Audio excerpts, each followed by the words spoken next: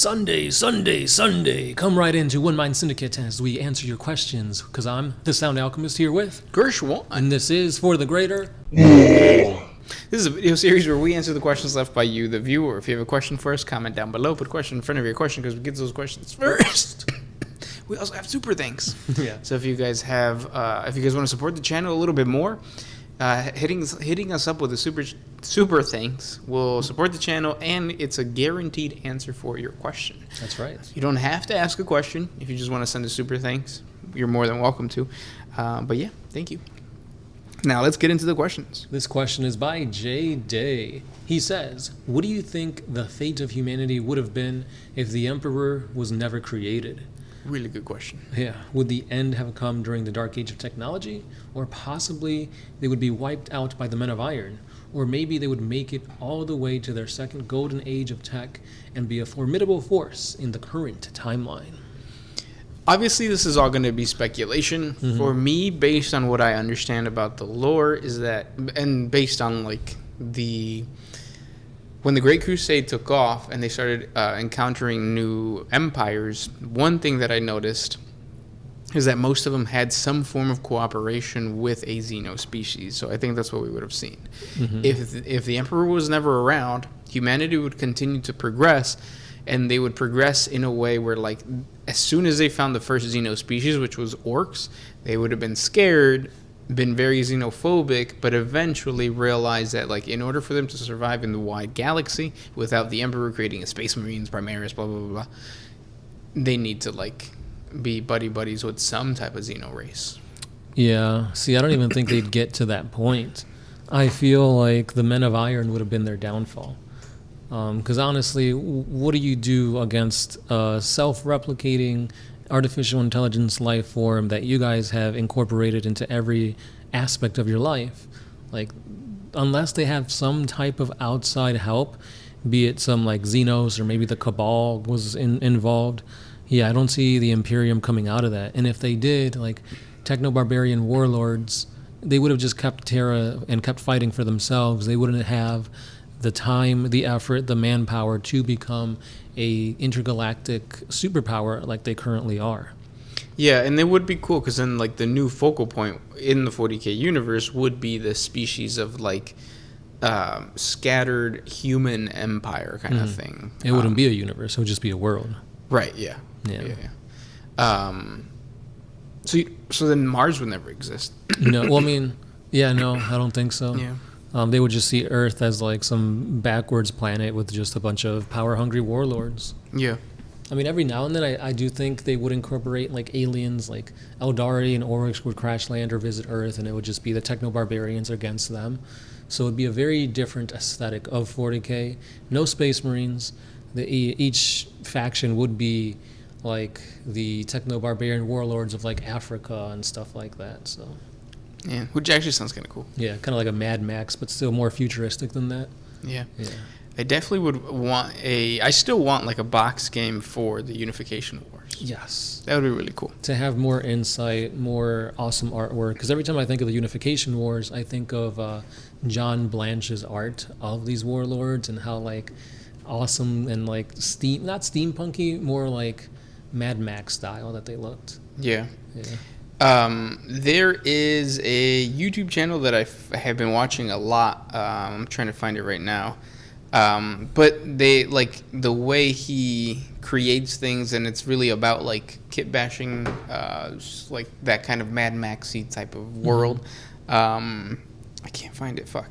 But I think like nowadays I'm craving that grim dark aesthetic. Yeah. So hopefully in the future we get like some type of like what if scenario or a Unification War box set. Is the channel you're thinking of the Best of Bridget B clips compilation? It was, yeah, and I'm on YouTube. I should be on Pornhub. Damn. I thought you were going to say RedTube. Yeah. I always get those two confused. Yeah. Next question. This one is by 1011. If you were to join a cult in the 40K universe, which one would you join? And which one is the strongest if a planet fell to one? I think when it comes to cults, you're better off going with the Imperial cult, because the Imperial cult is like not as bad as you think. In comparison to a coronet cult, which basically just wants, like, I feel like that's going to prison. Like Pretty survival much. of the fittest type of situation, Yeah, but yeah. worse. And then a Tzeentchian cult, you're just going to turn into a Chaos Spawn. Slaneshi cult. Actually, maybe Slaneshi cult's not that bad. Yeah. Whips and chains Orgies. don't really excite me, but Yeah. yeah. I was gonna say Gene Stealer cult, But then you die. Like, the whole point of a Gene Stealer cult is for you to be... used as a breeding pool for the next generation of Gene Stealers in a way to infiltrate. Yeah, and I guess you could argue, like, well, you don't know when the Hive Fleet is going to arrive, which is true. But at the end of the day, like, if it does arrive, you're done. Yeah, and that's why I think that's probably would be the strongest cult, because you're just the precursor to the Hive Fleet. Well, yeah, but, like, you yourself, like, my worry would be that if I joined a Gene Stealer cult, I wouldn't have the understanding of, like, no, this is bad. Like, this thing that we've been preaching that, like, thank God. It's almost like... The Brood Lord or whatever? Yeah. Like, it's almost like, let's say, like, if...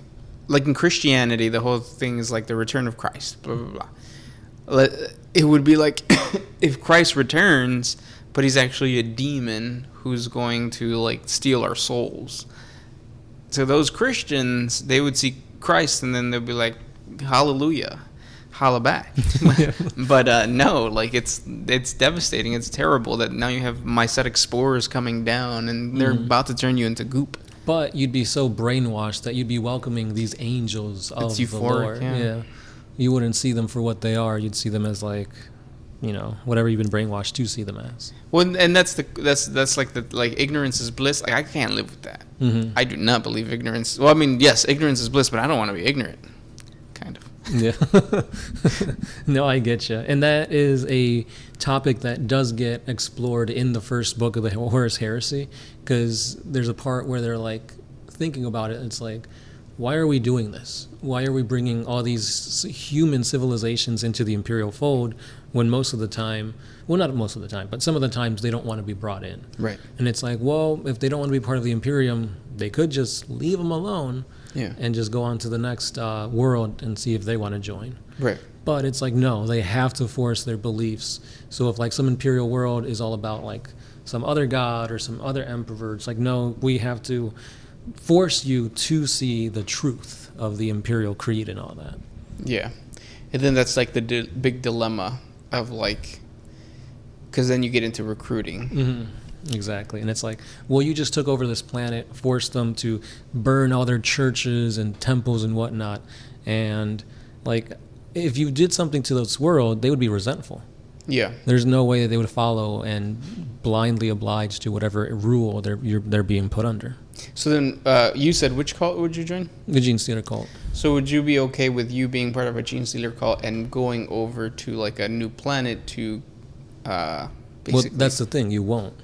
You'll be turned to goop and be part of the swarm in that way. No, it's not sometimes, because, like, the cult of the Star Oh, that's right. They Children, do. Yeah. they jump from planet to planet, spreading their thing. So, like, would you be comfortable with that? Or would you be comfortable, like I said, with the Imperial cult of just being basically a member of the Ministorum? Like, jumping from planet to planet, going, like, preaching basically what we see now with, like, Christianity and Islam and all that. Yeah. So it's like, I mean, it honestly is basically join us or die. No For matter both. what. Yeah, no matter what. And they're both bad. I just feel like there's more autonomy with the Imperial cult. But with the Tyranids, you know that at the end, they're just going to eat all biomass and just swipe the whole galaxy clean. Yeah. But with the Imperial cult, it's like instead of starting from scratch, you're creating a new belief system. I don't know. Yeah, you're like in purgatory in a way where you're kind of just waiting. Because, like, they preach that the Emperor is God.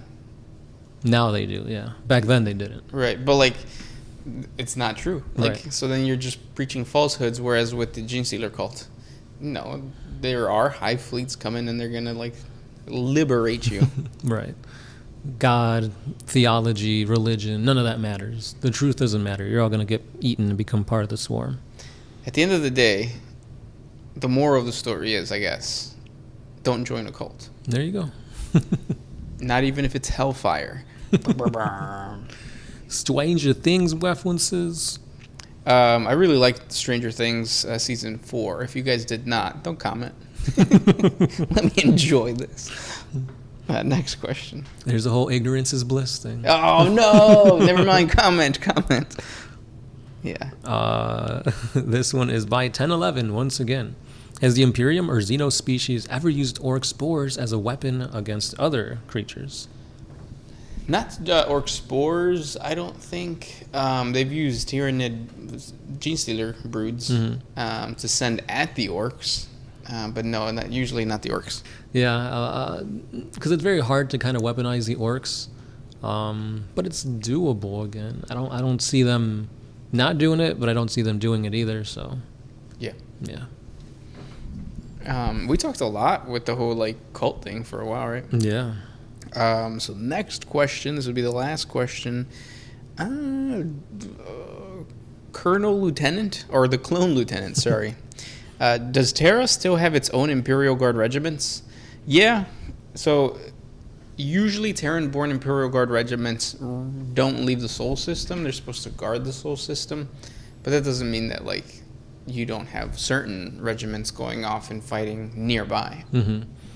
We saw them in action during like the siege of Terra. I mean, I guess you could say they didn't really do much, but they're there, yeah. But it's like they're from Terra. They got this whole reputation about them. Supposedly they should have the best weapon and like armor and equipment.